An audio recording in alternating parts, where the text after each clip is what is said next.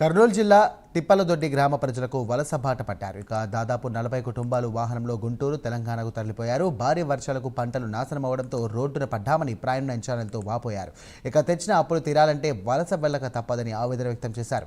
నష్టపోయిన పంటలకు ఇప్పటివరకు ప్రభుత్వ పరిహారం చెల్లించలేదని, కనీసం ప్రభుత్వం చెప్పినటువంటి పథకాలైన వస్తాయని ఎదురు చూస్తే దానికి అతిగతి లేదని కన్నీరు పెట్టుకున్నారు. ఇక అందుకే గుంటూరు, తెలంగాణకు వలస వెళ్ళిపోతున్నామని వారు తెలియజేశారు.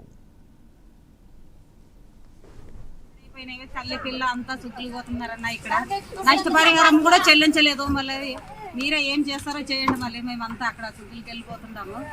మరి మాకు ఏమి అందియలేదు వాళ్ళు. పిల్లలు కూడా మేము వెనక తోలుకుపోతున్నాం.